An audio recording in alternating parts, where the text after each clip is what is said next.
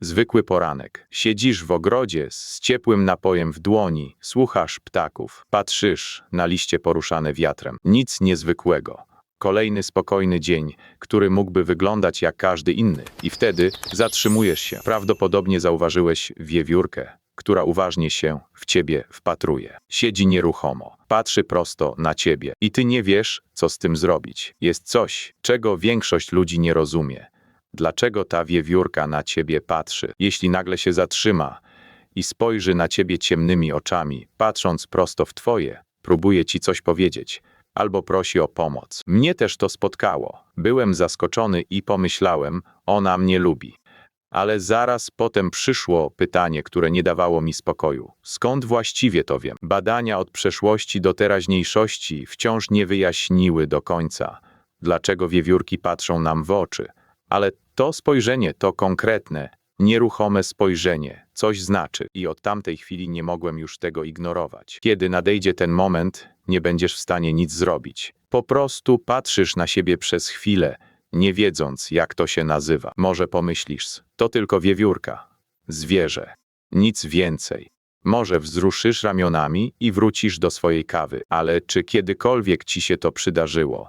To uczucie, że coś ważnego właśnie minęło, zanim zdążyłeś to zrozumieć. Miałeś rację od samego początku. To spojrzenie miało znaczenie. Witaj ponownie w Sekretach Wiewiórek, gdzie odkrywamy małe, dzikie stworzenia, które mieszkają w naszych ogrodach. Przez lata obserwowałem je, czytałem o nich, słuchałem naukowców i własnej intuicji. I wiem jedno, to co widzisz w oczach wiewiórki nie jest przypadkiem. Zostań ze mną do końca, bo ostatnia rzecz, o której ci powiem, zostanie z tobą najdłużej. Nalej sobie ciepłego napoju, usiądź wygodnie i zacznijmy odkrywać ich świat razem. Teraz odłóżmy na bok wszystko, co myślałeś, że wiesz o tych małych stworzeniach. Uchylmy zasłonę codzienności i wejdźmy w ich świat, który istnieje tuż obok twojego. Po pierwsze, jeśli patrzy na ciebie, wpatrując się prosto w twoje oczy, próbuje cię poznać. Próbuje zrozumieć, jak niewinny i czysty jesteś. Naukowcy opisują te chwile jako okresy intensywnej oceny. Wiewiórka bada wszystko. Twój wzrost, twoje ruchy, sposób, w jaki na nią patrzysz, nawet ruchy twoich rąk. Gdy zrozumie, że nie stanowisz zagrożenia, powoli podejdzie do ciebie, pragnąc nawiązać kontakt. Ale jeśli w pobliżu jest małe dziecko, natychmiast ucieknie. Wiewiórki kochają spokój. Chcą ciebie, tylko ciebie. Tu zaczyna się piękna więź. Pamiętaj jednak, wiewiórki są też ofiarami. Niezależnie od tego, jak bardzo chcą się zbliżyć, tak samo się boją. Jeśli zrozumiesz tę dynamikę, zyskasz wspaniałego przyjaciela. Po drugie, próbuje czytać twoje myśli. Z każdym krokiem w twoim kierunku wyobraża sobie, co zrobisz. Nawet nagły ruch z twojej strony wystarczy, by ją spłoszyć. Wiewiórki są niezwykle wrażliwe na nasze sygnały. Co więc powinieneś zrobić? Zachować spokój. Jeśli zareagujesz nagle, wiewiórka się przestraszy i odejdzie. Ale to nie wszystko.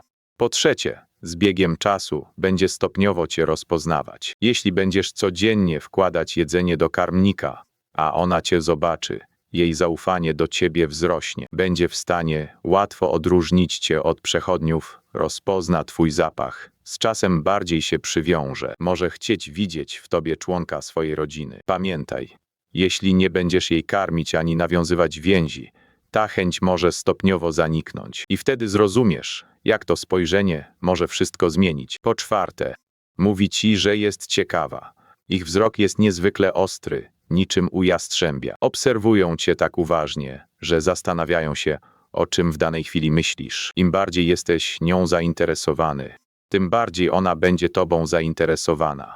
Są jak my. Po piąte, kiedy wiewiórka patrzy ci prosto w oczy i pozostaje spokojna, to oznaka zaufania. Przestała postrzegać cię jako zagrożenie. Zaczyna widzieć w tobie bezpieczną obecność. Ale jeśli obserwuje cię z dystansu, śledząc każdy twój ruch, wie, że jedno złe posunięcie może ją kosztować życie. Słuchaj uważnie, bo szósty punkt to coś, czego wielu się nie spodziewa. Próbuje być usłyszana. Szósty.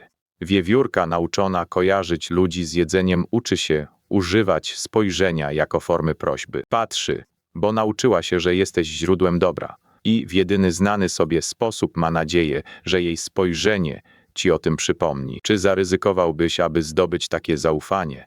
Podziel się w komentarzach, co byś zrobił, ale to wszystko, czego się nauczyłeś do tej chwili, prowadziło cię właśnie tutaj. 7. Mówi ci, że czegoś chce. W pewnym sensie to rozmowa między waszymi światami. Dotarłeś do miejsca, gdzie kończy się wiedza, a zaczyna coś głębszego. 8. punkt to ostatni i najważniejszy.